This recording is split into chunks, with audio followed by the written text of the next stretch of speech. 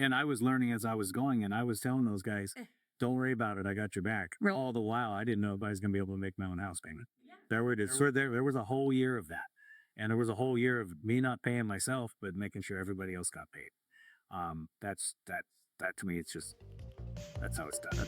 From 20 to 30 sub-trades per job. $35,000 a You week. will be licensed 10 years next year. You've mastered the trade. Now you need to master the business.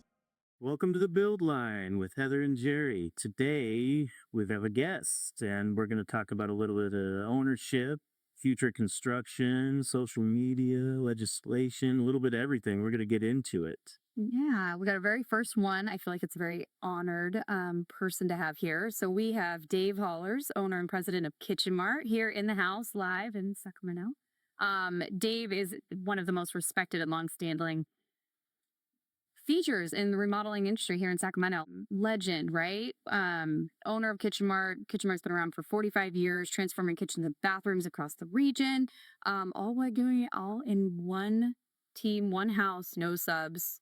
That's the tagline.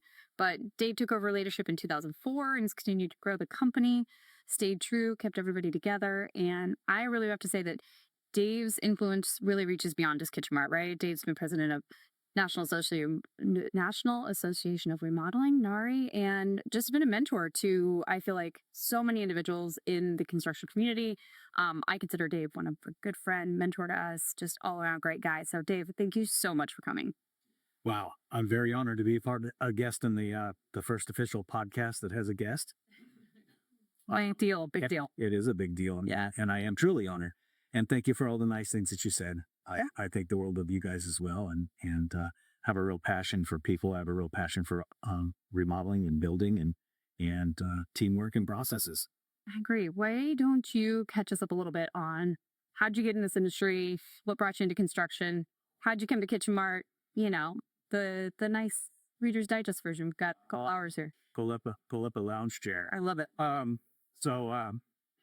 I'm not a young guy, but I'm not an old guy. So I've been doing this. I've been in construction since I was about 14 years old with my uncle here in Citrus Heights, framing houses and doing siding. When I turned 19, I moved to Hawaii and lived with my dad for a couple of years. My dad introduced me to a guy named Roger Glick, who owned a small countertop and cabinet company called RBI. And that was Residential Builders Incorporated. Nothing to do with baseball. Nothing to do with baseball, but it was catchy because our T-shirts and our shirts and our hats had pinstripes to them. So there was a little catchy. I like that. So RBI, Roger had a great sense of humor. He really wanted to have a phone service that said, when you called RBI, you reached rock bottom. So he wanted it to be rock bottom industries. And he always wanted to answer the phone saying, hello, you've reached rock bottom. But anyways, we stuck with RBI, Residential Builders. I was a countertop fabricator and cabinet installer while living in Hawaii for 7 years. Met my wife there and got married in Hawaii. We moved back to Sacramento. I was born and raised here. We moved back to Sacramento in May of 1997. And I had all the aspirations of, first thing I did was we got an apartment and I got a contractor's license. And then I was looking for spots in this area. I was going to open up a cabinet and countertop shop. And that was taking longer than I anticipated. And we didn't have a lot. We hadn't been married very long. And so the local quarry and countertop distributor, I was talking to him there in San Jose. And I said, I need to find a job. I got to do some work for a little while. And he says, there's this guy that owns a company called Kitchen Mart. They got about 20 people. He's pretty active in the countertop world. He's a really nice guy. I think you'll like him. His name was Jim Bartol.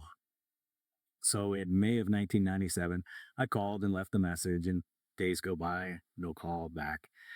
I called and leave another message, and they said, oh, he's interested in talking to you. I keep waiting. Another week goes by.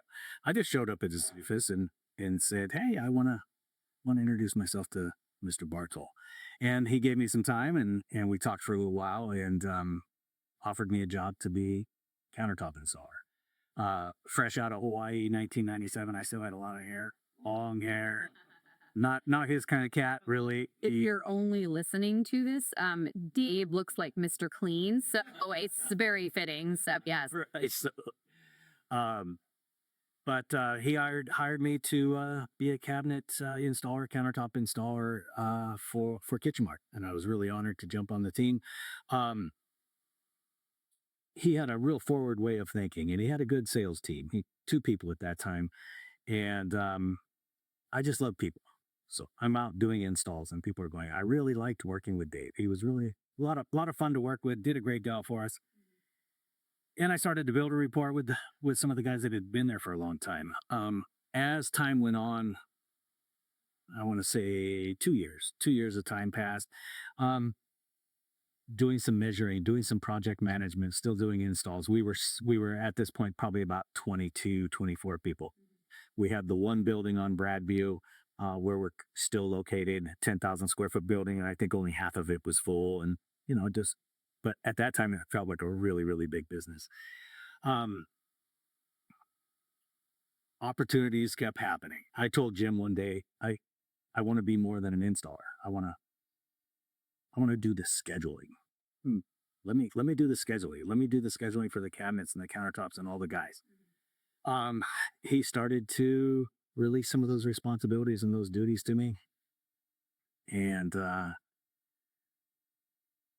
over time, it just grew. Yeah. He and his wife embraced me like their own. Jim Bartol is still around today, lives in Lincoln. He is 100% my surrogate dad. I refer to him as dad. He tells me I'm the son he never had, which is always cool. What always warms my heart. I respect that man. I couldn't respect anybody more. The opportunities given to me, the trust he's put into me, and the mentorship that he gave to me drives me today to do kind of return the favor, right? definitely.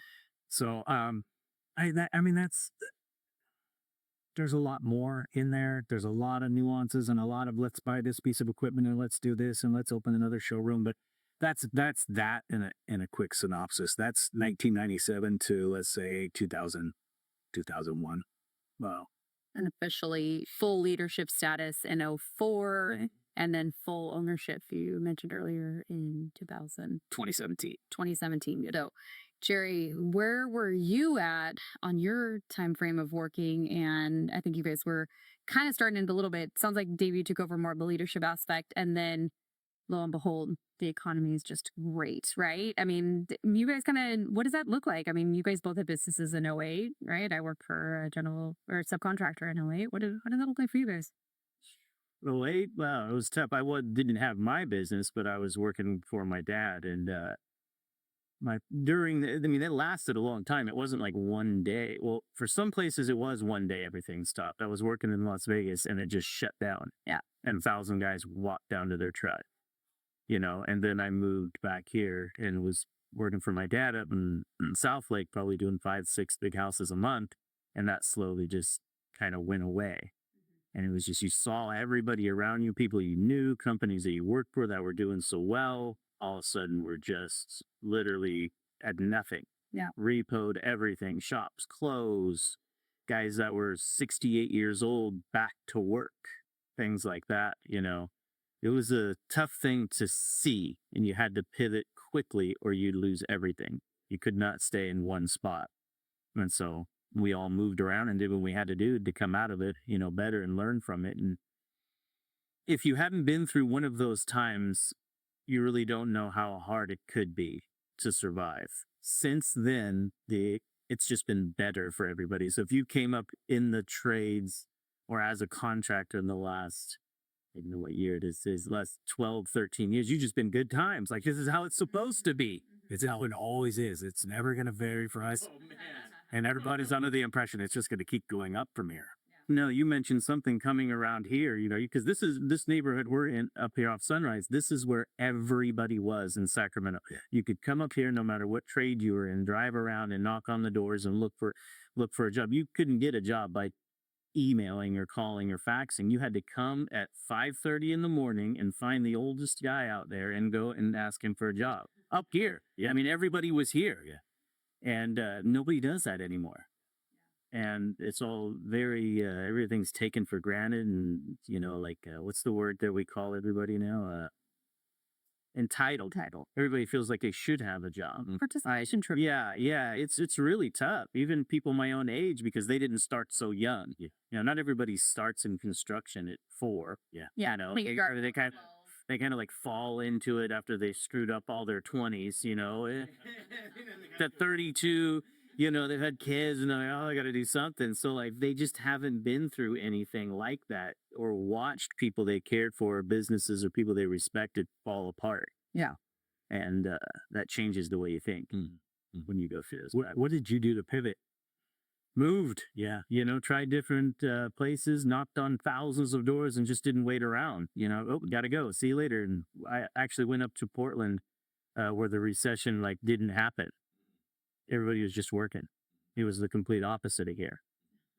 Joined the union and worked in commercial, and kind of saved my life. The commercial union world taught me. I was in the union in Las Vegas, and then residential here, and then union back in Portland. And the union's like the military for construction people. It teaches you how to do things properly, how to look, how to act, who to talk to, and how things should be. There's no gray area. And so that was like that. Going up there and fine tuning my trade was what and fine tuning my brain, and becoming an adult in my early 20s was the lifesaver for me. Yeah, that was great. They show you process. Yeah, processes, and that's what I learned. Totally too, right? Yeah, I see. Accountability is huge, right? And in the SOPs and all that, and that's where I figured out I like processes. I like an SO in my life daily, no matter what. I'm up at 5, doing the same thing from 5 to 5:30, from 5:30 to 6, and that keeps you ahead of the games. They're willy nilly. And when I walk in the door, my keys and my phone go in the same place every day. Yeah. Some people call that OCD, but no, be the first to say, yeah, it's just I'm a creature of habit. Yeah, I live it. But I know where my stuff is. Like you ever gone on vacation with those people that are like, I don't want an itinerary. I don't want to do anything. It's the worst people to go somewhere with, because you never get to do anything. You're up 10:30, you're down in the lobby going, this guy getting ass out of bay. I'm like, let's get up and go see the thing. Let's do it. Heather, what were you doing in 2008? 2008, I was working for an electrical contractor. I had graduated, actually finished school in December of 07. I got hired by an electrical contractor to do marketing. My degree, the first degree, was in public relations and business marketing.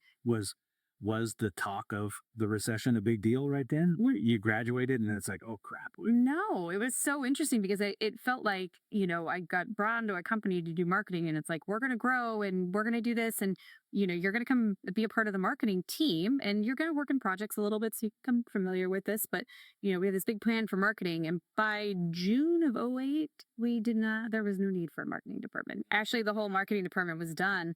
And it was like, well, we like you. Your salary's pretty cheap. You're fresh out of school. We're going to put you on submittals, and you're going to sit here and you're going to put together electrical submittals for the Whole Foods in Roseville. And I knew absolutely nothing. I had never seen a blueprint. I knew absolutely nothing about construction whatsoever. And so then I went to the School of Hard Knocks. I had really good people that put time and effort and energy into me, because they were like, hey, you know what? You're really smart, and you can catch on, and you're organized, and you're a hard worker. And so let's do this. And so I saw the opportunity though. And I knew I was part of that. Every Friday at 2:00, there'd be 10 people. All of a sudden they'd be logged out of their computer, and it would be black. And it was like, they don't work here anymore. And it was like that for 6 months, every Friday. And it was scary. But I was like, hey, you know what? I don't want to be part of those 10. So you know what? Hey, the service manager doesn't work here anymore.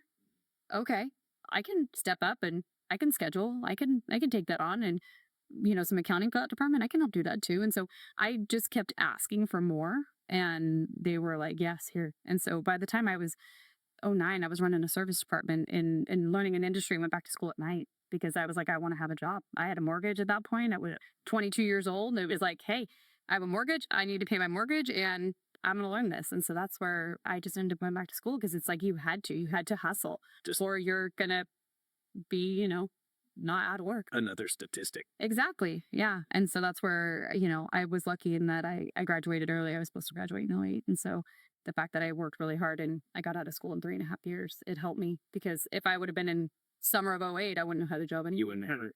Yeah. So like my timing, right? It worked out in my favor. All my friends I went to school with did not have a job. So how Well, about you? There was a lot of lessons learned in 2007, 2008, 2009, 10. For us, by the time we got to 2000, and Kitchen Mart got to 2006, we were countertop fabricator, and we specialized in cabinet refacing. Tons and tons of cabinet refacing. Still the anchor service that we have today. But this was before we actually had a full blown cabinet shop. In 2007, the guys that we were working with as a subcontractor for our cabinetry, the guys that we were working with for our stone and our tile, that worked for us as a subcontractor for those stone and tile. We had a contractor named Andy Ritchie. He had a crew of 6 guys. They would do our demos for us. They'd do our plumbing and electrical. So we were. I don't want to say that we were the typical contractor. We were kind of a GC. We were starting to we needed to expand outside of just the cabinet refacing offering. Leads were getting a little slim. At this time, we had 3 really good salespeople. We opened a second showroom in the Rockland area. And so we were committed, right? And that was like the first time I ever put my name on a lease for a building. 5 years, 3% increase every year. And then the economy goes to sleep. Don't you feel real great? Yeah, there's another S word I'd rub these, but yeah, it was anxious times. So as things dwindled over a 6-month period, I was talking with our subs, and they were all very close friends of mine. They're like, "You guys are 60 or 70% of my business, and the rest of this business is gone." My stone and tile guy was doing commercial work, or he was doing kitchen work, and I felt bad for him. And I woke up one day and said, I need to talk to Rob. I need to talk to Andy and make them offers. I'm not offering to buy your business because I don't have the means or the wherewithal to buy your business. It's 2008. Everything's gone to crap. But let's partner up, and not in a business sense. And both of them were very, very relieved to do so. And I said, you're going to create this division at Kitchen Mart. I'm going to let you run with it. And you're going to create the cabinet shop at Kitchen Mart. I'm going to let you run with it. And we're going to do it on a shoestring budget. And some of these guys came with equipment, and I agreed to buy their equipment, and it took a little bit of time. The last thing I wanted to do during that time was go back to the bank and borrow money to buy equipment. So we had a collaborative agreement going. Both of those guys now, fast forward 20 plus years, and we have 126 employees right now, 90 trucks on the road, and we don't use any subcontractors. And it was born from that kind of, desperation might be a little strong, but it was born from a survival. Yeah. Survival. Yeah. Good. Well said, Jerry. And Andy has since retired, and so has Robert. But those divisions of the company are bigger and stronger than they've ever been. And so it really kind of created some concrete for us, and it turned us in to a full-scale kitchen and bathroom remodeling company, not just a company that specialized in cabinet refacing or just doing countertop replacement. Now we do all of that stuff. And so it just felt like the right thing to do, but it fell into place nicely. Those guys saw the benefit. These guys were in their mid-30s at the time, late 30s, raising kids, having to run their own leads at 6:00 at night, not being able to see their kids' baseball game. So really, they were relieved when they got to come to us. And I said, let's just turn this into a 45-hour-a-week job. Yeah.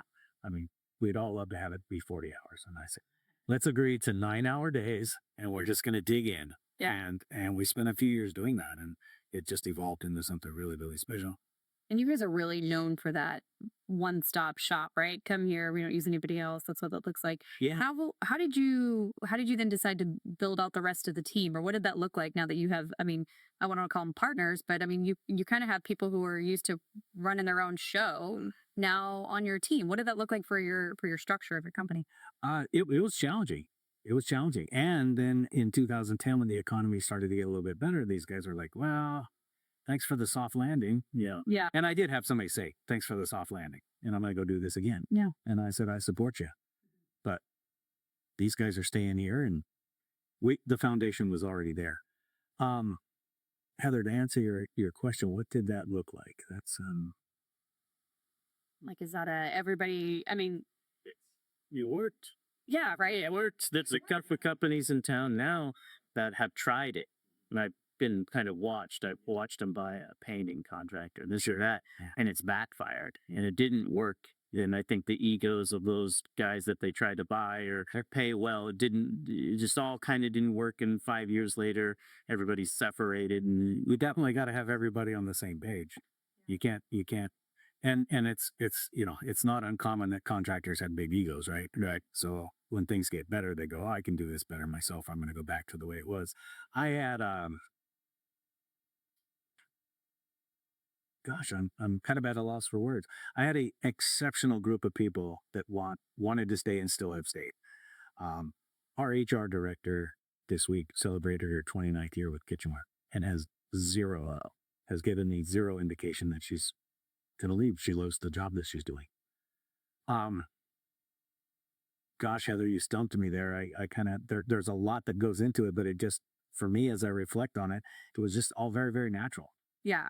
like coming out of that, they came out of something hard. Yeah. It wasn't like you went and bought somebody like today. It was like, you guys came and saved each other and got it. And so It's kind of a different. pull up your bootstraps and we're going to kind of do this as a team, right? And my mentorship wise, both for Steve and I, with you, Dave, it's like you're such a leader and a commanding force. Like I could see somebody who's maybe having this like, okay, what am I going to do? Am I going to lose my house? Like, and I could see that really those guys looking at you as like, okay, hey, not that Dave's going to save me, but hey, there's some leadership aspect here, and I'm gonna follow along, and I'm gonna be okay with that. Have some faith in that. That's all right. And I was learning as I was going, and I was telling those guys, don't worry about it. I got your back. Real- All the while, I didn't know if I was going to be able to make my own house payment.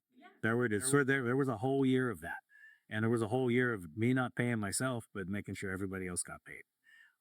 That to me, it's just, that's how it's done. So that's being leader. That's what you do. That's what you do when you own a company. Thankfully, Tamara had a good job at the time, and we could get by. Hold up. But I've never shared that story with anybody. I've never said, hey, I went a year without a paycheck.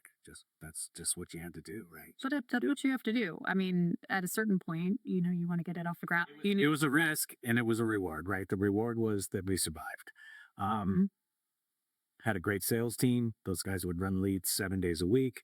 My predecessor, Jim Bartol, told me years and years ago, I think I was sharing this with Steve recently.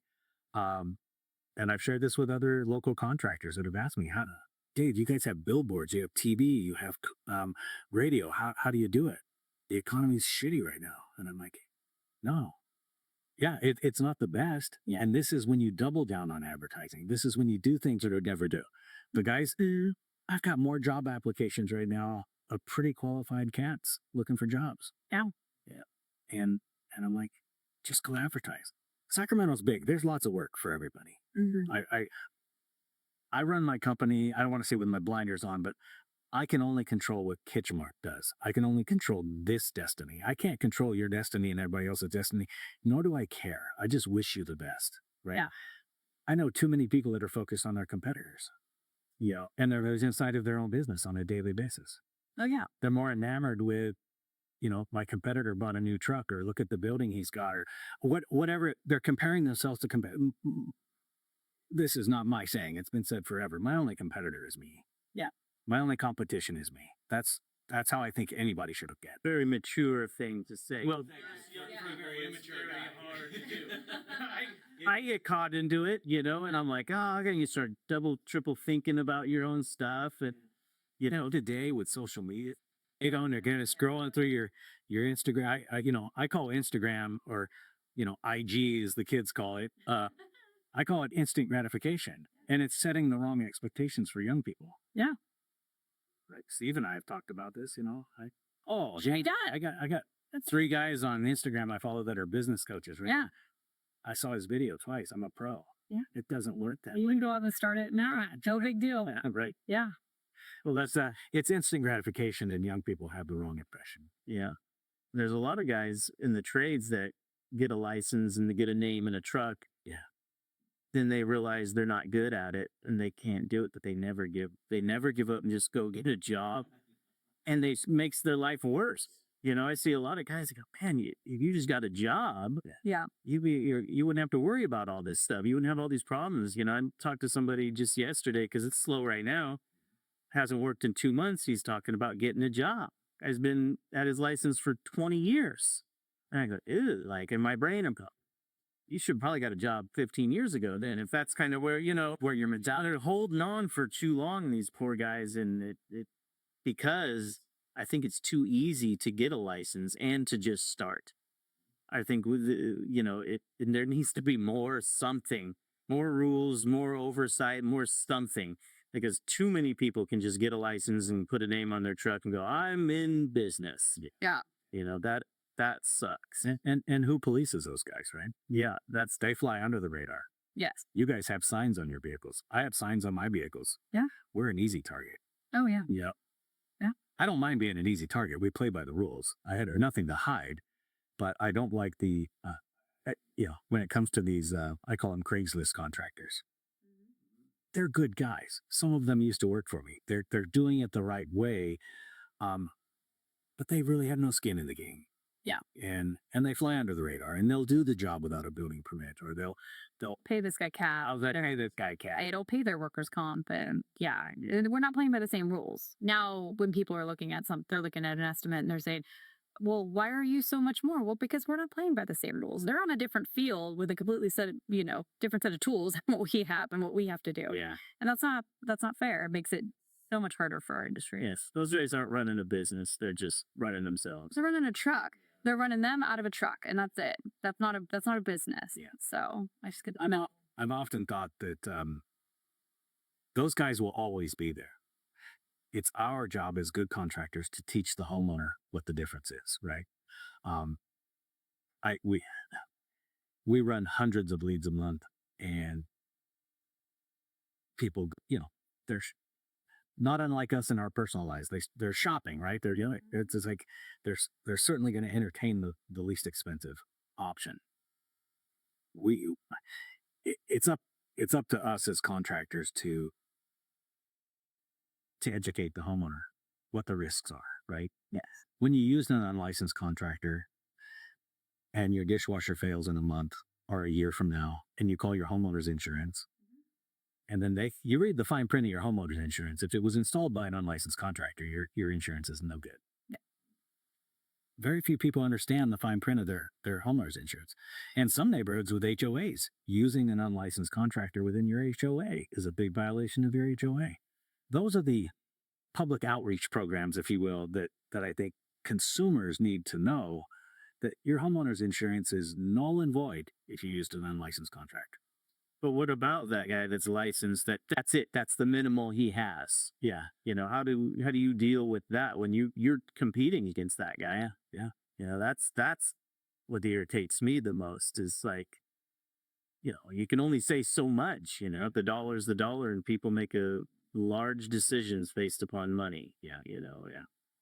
I don't think people think about their home. In reality, it's their biggest asset, right? We tell people that this is your biggest investment, your biggest asset. And so you're putting that at risk. And I don't think that people think about that enough of, if I don't do that, you get homeowners insurance, you have insurance to, protect your asset. And so why would you turn your asset over to, this guy that might be drinking beer in your garage? Like, you don't know, right? I mean, and not the beer out of the client's fridge. Like, let's be real. Just bring your own. That app. BYOB. Yeah. So Sometimes they have better beer. It happens. If you're weeding through their refrigerator, you don't know what you'll find. I know. There's no real easy answer. Yeah. I don't give your best offer, give your best pitch, talk to the homeowner of all the virtues of using your company, and if they decide not to, that's where advertising works. Keep advertising so you have another opportunity to go ring a doorbell. Yeah. Yeah, you're right. I've always felt bad for guys that rely on somebody else for their leads. You got to make your own. What do you think is the best when you say make your own? What do you think is your best aspect of making your own? Is that the neighborhood flyer? Is that the yard sign? Like, what is that? What do you think is the best? It is so diverse right now. I've been around long enough to know that when we used to advertise in the Sacramento Bee, just a little 4x4 ad in the Sacramento Bee, a couple $1,000s a month. And that would cast what I would just say, it was just a big net, right? It was the Sacramento Bee in the yellow pages. Yeah. And totally aging myself. And if you were a smart business owner, you always started your business with the letter A. ABC Plumbing here. Now they go started with Sacramento, so you end up on the Google. It's, that's a great question, Heather. We do a lot of advertising and we call it spear phishing, and you guys have these tools at your disposal as well. All the online stuff that's out there. Like, we can target zip codes, we can target streets, we can target specific addresses. We'll do campaigns. We'll do a home in Gold River, and we'll target the 24 homes on that same street, which is, those are more successful leads, right? For the money that you're spending. Ultimately, I don't think there's anything more powerful than free advertising that's doing good work and word of mouth. That referral. Yeah, that referral stuff. Asking for referrals from your customers when you're finished. The highest compliment you can pay my company is a referral. How do you go about asking that? How do you ask your clients for referrals? Just like that. Yeah. When the job is done, they get emails from us. I have a marketing director now, and Marcus reaches out to every customer that we do. We ask for testimonials. We don't pay for our testimonials. We don't pay for 5-star reviews. We don't pay for, as we were talking before the podcast, everything about what we do has to be authentic. I don't like fake. Can't be. No arm twisting, no fake, no BS. But we just point blank and say the highest form of a compliment, or the highest form of a compliment you could pay Kitchen Mart is a referral. Yeah. And we will take care of your family and friends. We don't buy for those. We don't pay people for those things. I feels inauthentic. Yeah. I've had some customers go, so where's my gift card? Or what do you have to get? I've given you 5 leads. And and of course we'll send them something. Yeah. But don't ask. How about you, Jerry? What do referrals look like for you? How do you go about that? I don't work for any homeowners directly. It's kind of me out there just talking to people, talking to you guys, and figuring it out and seeing if we can work together, and convincing you I'm your best choice, really, and I have to wait sometimes till somebody screws up before I get that chance. And it's worked out good for me. But the working for homeowners like you guys do, it's amazing, all the marketing and everything you have to do and all the money that goes into that. So I don't, a lot of subs will say, well, you get more money working for a homeowner. Well, that's one shot for me. Mm-hmm. I'd rather give you a cheaper price because I'm going to have work for you all year long, And so that's kind of where I kind of focus in on. And because I was having a hard time, and I know a lot of plumbers and electricians do it, where they have service calls and contractors and all that, and I can see they're always struggling. Yeah. And so I decided one day, forget it, I'm just going all in on general contractors and no homeowners. Well, your service is a unique service, frankly. Yeah. You know what I mean? There's not a lot of people searching the internet going, I need to find a drywall contractor. A retail client going, I need to find, as a general contractor, we got to find a good drywall guy. Yeah. Yeah. So I think you're on the right path. You got to service those guys that feed you. Yeah. It's working so far. It's the hard thing is finding the good ones to work with, right? Not everybody wants to deal with me or anything, or they get intimidated or something like that. I've lost contractors as I've grown. The work comes as long as you're good at your trade and business and you treat people with respect and everything, the work will be there. There's enough for all of us, and you just have to keep servicing your clients the best. The hardest thing that we come into, and I know that you're passionate about, is finding good help and bringing up young men in the trade or gals. Yeah. And which are some of the best people that I work with. The women, I'll tell you what, if there was more, I have 2 that work for me now, and they're just nice, no ego, and everything is cool. We have 2 young gals that work in the field. Yeah, they're training to be apprentices, and they're badass. And how have you dealt with finding apprentices and bringing them up? And training and all that. Yes. Referrals. Referrals from other employees. We reward that behavior. Heather, if we hire your referral, you're going to get a $500 bonus. Of course, we're going to throw out some ads on the Indeeds and anywhere else, but our most successful way to find employees is through the current employees that work there. They're proud. I'm not just buying the referral; they're proud to make the referral. We put a lot of pressure on them, right? Yeah, we've all been in this position where we're like, oh yeah, I made the recommendation for this guy to work here, and he turned out to be a bum, right? And and now you think you're afraid to make the referral. Yeah. We're seeing a lot of good job applications right now because I think other contractors are down. Yeah. So there are good candidates out there. Yeah. What I've felt that I've had a hard time with is people taking the job. Yeah, I'll learn and they're kind of waiting because of social media. They're waiting for something else. I'll do this until, this comes up. And it's like, that is the younger generation. I mean, and I think statistics show that, in my generation, I think, people had 4 or 5 jobs throughout their career. And now the younger generation, they're onto something new every year and a half.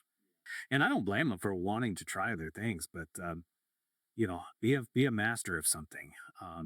At least you can't, like with trades, once you master a trade, nobody can take that from you. Yeah. Like when the recession came, I go, I'll see it. You could drop me anywhere and I'll have a job by the end of the day because I know at least one thing that you can't take away from me. Yeah. And they don't see that value or something. And it's just so bizarre.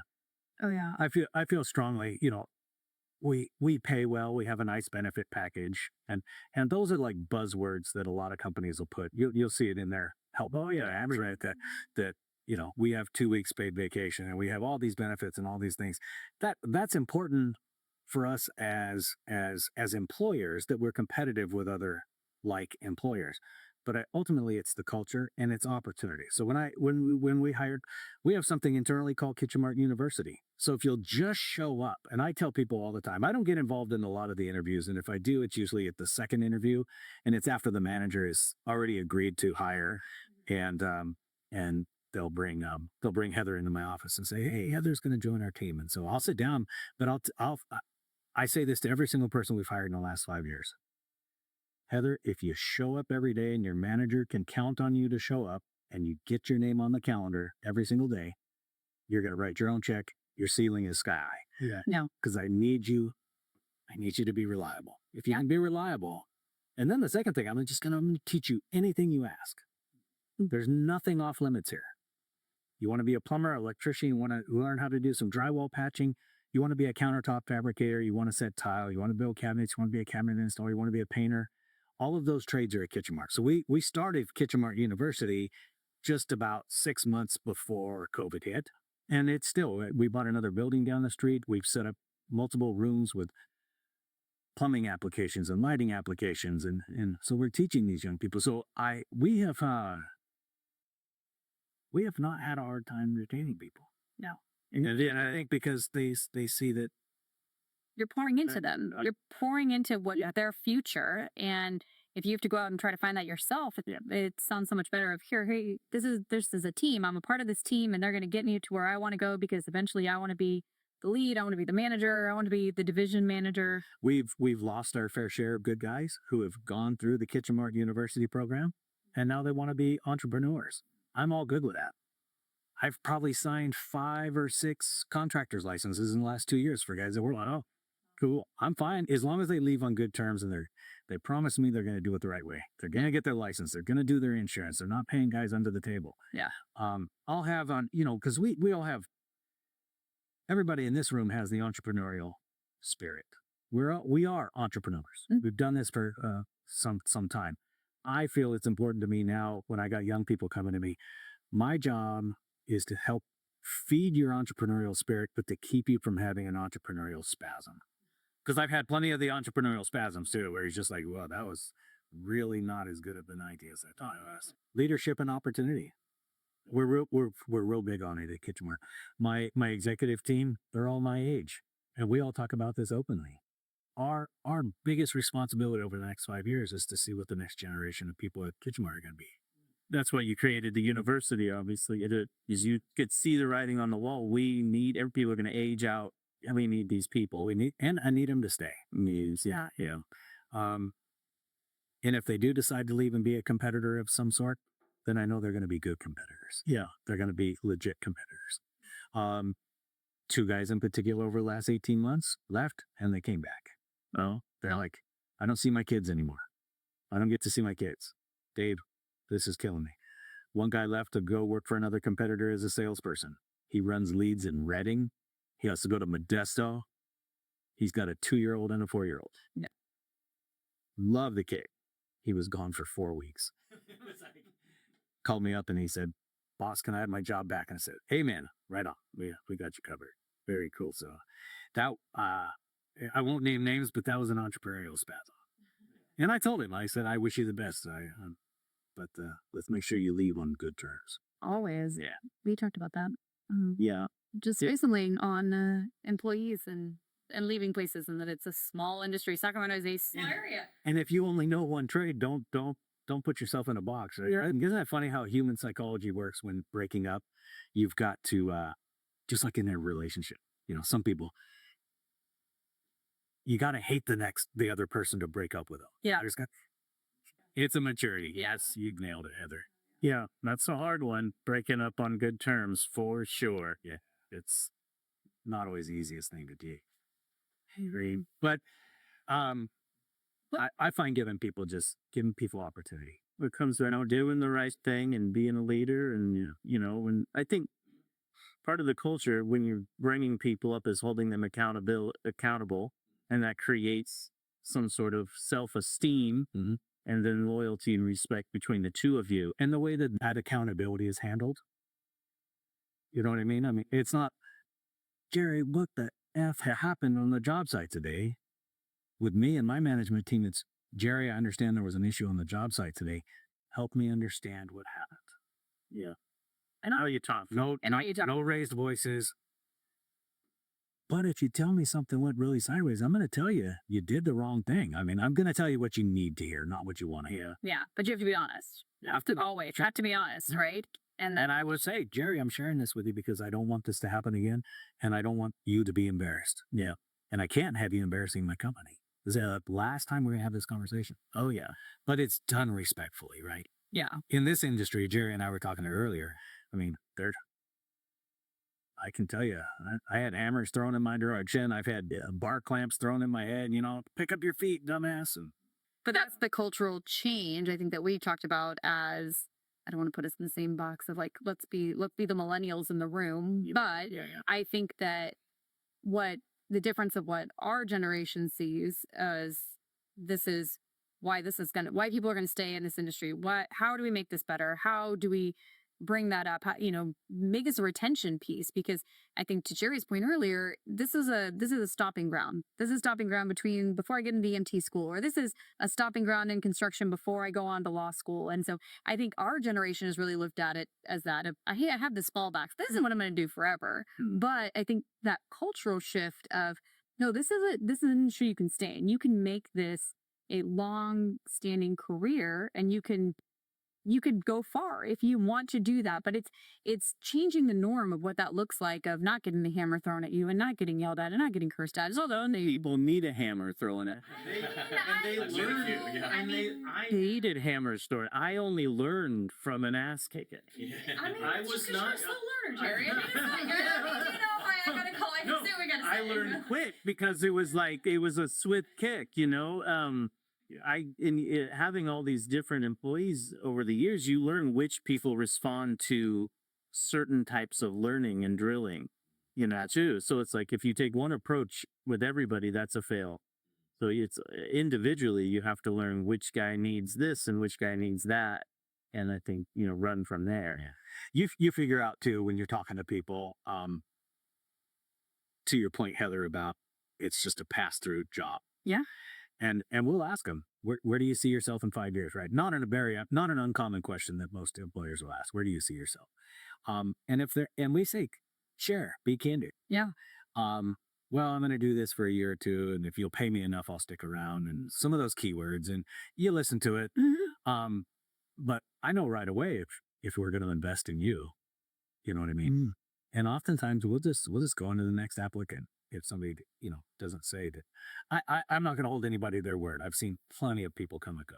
And the answer from a 25-year-old to a 35-year-old is completely different. Yeah. And you look at that 25-year-old and go, what the hell are you talking about? Let's try to whip them into shape, 'cause I had one guy, he was fantastic in the trade, at work, terrible at life. Yeah. And so I fired him a couple times. And so the third time I said, you know what? If we're going to do this again, I'm not only going to manage you at work, I'm going to manage your life too. And I'm going to teach you how to be a man. Yeah. And Learn 5 a.m. and like do all the stuff. Yeah. But you can't throw them in a cage at night and then just open it up at 6 o'clock. You go, we're gonna. So You can't crate train them. Yeah, crate train them. So that didn't Bark work. collar. You just have all these, so many things you want to help with, and sometimes the young guy just is in his own way. That's how you see the potential, and you can see that that's got it. That's a really good. Our operations manager will be involved in the first 2 interviews, and we do 2 interviews for.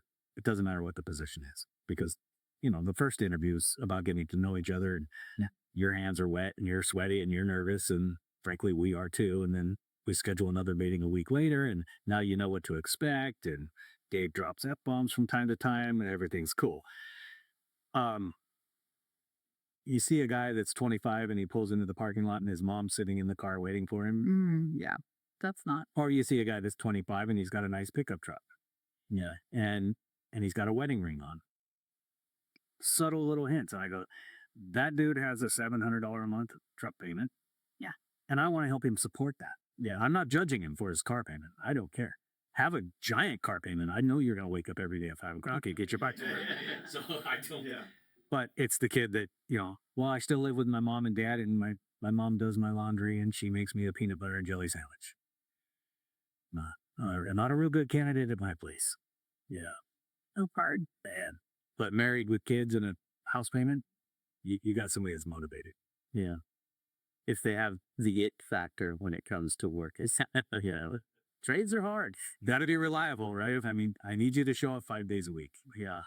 Some of them can't get it. They can't figure it out. And it could be 45, 50-year-old man. I mean, they've been in the trade 100 years and they still can't get out of bed and still have the same problems they had and live with their mom, and that's just no work. I think you guys both touched on, there's a drive behind it. And I joke about, accidentally coming into construction, but there's a piece that in you I stayed in construction, one, because I kind of was like, well, this is where I'm going to go. But what I found in it, and sitting in job site trailers and now working on site and meeting subs and all the trade guys, it's like that there's a breed where you don't mind working hard, because it's hard work, right? But there's an amount of respect that comes with it that at the end of the day, you are rewarded for that. And there are people that are filled by that. Yeah. And that's why they show up every day. That's why they're okay with being there at 5, right? And people get reward from that. And they feed off of that. And they feel like, hey, Jerry, that house we just finished looks great. And the painter did a good job. And the tile guy. And you get that reward and pride from that, right? And some people, that fills their cup and they love this and they'll do it, right? And to your point, there's people that don't get that. And I think that's maybe why that turnover is there, and finding those people that do buy into that. And I think that's such a difference. Being a builder is awesome. It is. Being in the trades is a good time. It's a great time. Yeah. And it's a rewarding career. It is. It's very rewarding. You have to find, I think you have to find the piece of it that's rewarding for you, right? For myself and for Steve, it was commercial construction's cool, but nobody thanked me for building a prison. Like, I didn't get to get a lot of thank yous, and so for me, I wasn't rewarded in that way. The big sexy high-rise hospital was not rewarding for me. Like, some people love that, and that's a reward because it's this LEED platinum building, and so, but it's like, no, it's down to you made somebody's dream home that they get to go live in and make their family memories and bring their babies home too. Like that's rewarding. I just got an idea for you. Okay. So you remember the big building, and you would finish, and it'd be topping out whatever building. Yeah. They call, and you'd all get a T-shirt. Yeah. You get T-shirts of topping out Mandalay Bay 2005, right? You guys need T-shirts to say topping out so and so Whatever street name that we do. whatever the job's name is. Yeah. I don't like. My guys would love it. Yeah, they would. They would go, oh, because they collect like the hats for the different generals we work for, and things like that. Like they love being part of your team. Yeah. And knowing who they work for, it's like a badge of honor for them. So is that like a? So a shirt, as you know. I mean, oh yeah, I mean, I can just run around and hand at the end, like when it's done, we're done. I survived. Blah blah blah. Topping out McLaren, and you got to put the year on there because then in 15 years, I'll pull it out. I have shirts from 15, 20 years ago that are brand new. That's a great idea. And I look at them and I go, oh, yeah, look at this. I'll show it. Oh, yeah. That's cool. Sure. So, it's like a badge of honor. It is. It's an accomplishment. Yeah. Badge of honor. It's accomplishment. I'm here for that. Okay. Back to the culture and the thing and all the stuff. Exactly that. Then it's, as everybody's getting to the end. And it's funny you say that because that actual particular job, everybody's just, we've been out there for 2 years and we're just, everybody on the street are asking about. Oh yeah. The neighbors are walking by like, what have you done? I think I sent crumble cookies to the neighbors like 3 times now because they're so tired of us. But it's just, again, I like that idea though of just like, it just kind of, it's that icing on the cake of they might not see the client to give them the final keys, but that little bit of, I made this happen. We have clients ask for Kitchen Mart t-shirts and Kitchen Mart hats. Oh, that's because we've been there for like 6 weeks or 8 weeks right now. Yeah. We feel like we're part of the crew. Can we just have a hat and a t-shirt? Of course. Always. So we do a little nugget for ours for swag. So we put it in our contract. And at the end, it's in a very small, it's embedded in a clause in our contract. And it says, we appreciate good listeners or good readers, right? If you've read this and you would like some TCI swag, email Jen at Tankersley Build because now I'm going to get you swag. But then I also know how much you read of your contract. And if you actually don't email Jen, then I know you actually didn't really read much and you're actually not that into the details. If you read that and you emailed and you asked for 5 shirts, now I know what I'm getting. And there's going to be lots of change orders listing because they didn't read any. Exactly. Yeah, they didn't actually know their scope. Yeah. I picked that up from a friend of ours out in Philly, and I've stolen that idea, and I thought that was such a great idea. You caught me in the beginning. I had sent her an invoice for something, and I had this whole thing, and I go, and repaired ding dots and dilly doos and just kind of like you put the toodly weeks and stuff, and she caught me. I've been doing it for years. Nobody read it. Extra charge for tomfoolery. Yeah, like, what is uses this? The word tomfoolery. What is this? Exactly. But then you know what you're getting, right? Yeah. You're like, okay, I can't get this by on him. I'm gonna have to. That's really cool, Heather. I have to think about how to squeeze that in on like page 7 of the fine print. Yeah. It's a stolen idea that is such all ideas today are great stolen. idea. So yeah, that's a great idea. So I like that one. I love it. So yeah. All right. Well, we are coming up on, I think, the end of everything here. I think we have touched on so much between working, doing things right, non-licensed, licensed, what it means to actually be a builder. We have scratched the surface on a lot of things. Well, in case you don't come back, leave us with some Dave words of wisdom. What can you give us? All the years you've been doing it. Talking. I'm a very reflective guy. I reflect on my day every day driving home. Radio's off. I got a 30-minute drive home, and I think about all the conversations I've had throughout the day. Literally all of them, whether it was our delivery driver or I'm negotiating for next year's healthcare insurance renewals.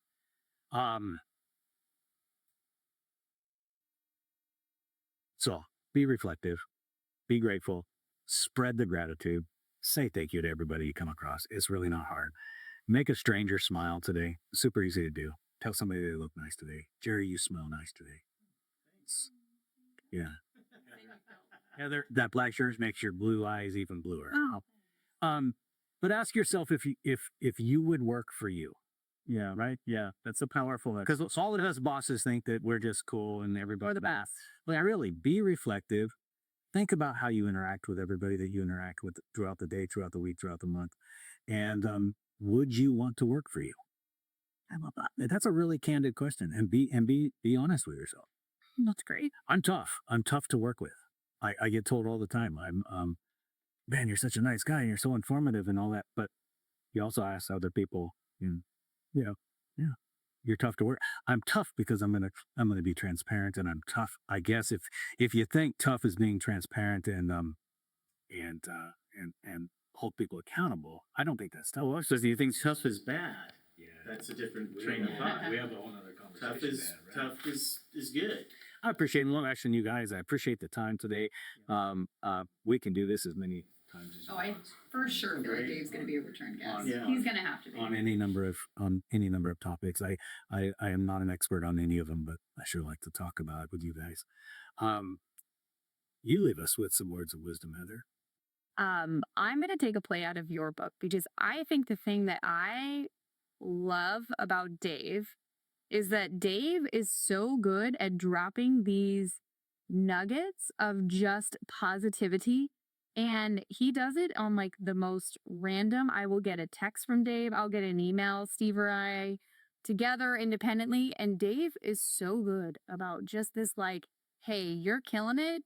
You're a rock star. You know what?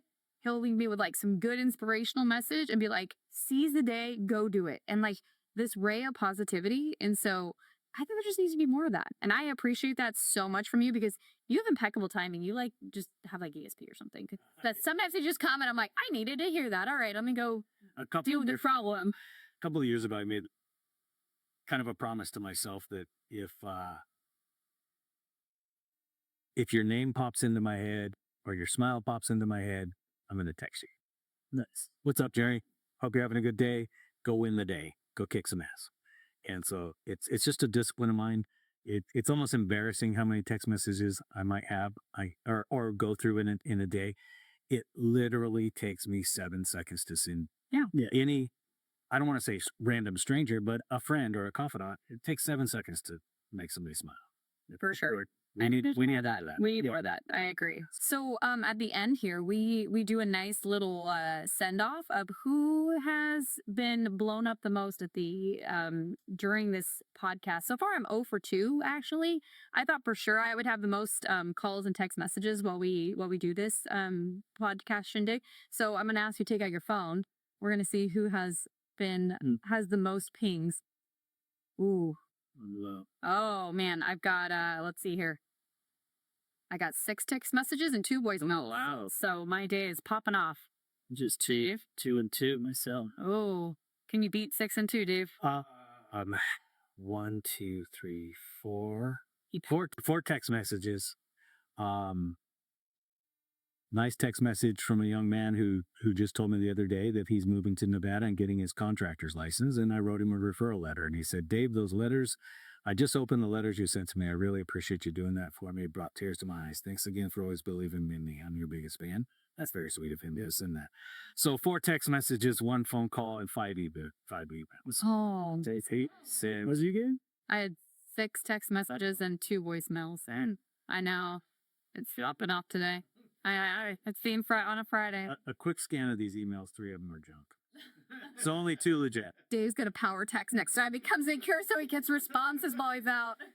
Hey guys, hit me up. I gotta go. Yeah, I'm recording. That's a really cool way to end the show. I love it. I like it. Thanks, Dave. We appreciate you having you. Thank you guys. Yep. And that was episode 3. Everybody follow us on Instagram and, podcasts, wherever you get podcasts, we'll be there. You do. Dave. Like and subscribe. YouTube. Yeah, YouTube. Well, you can physically watch us talking. You can see that Jerry wore colorful shirt today. I did, He dressed up for the occasion. Yeah. I'm looking great. Smell good, too. Yeah. You cannot tell that on Instagram, but yes. We'll verify for you. Thanks, Dave. Thanks, guys. Thank you.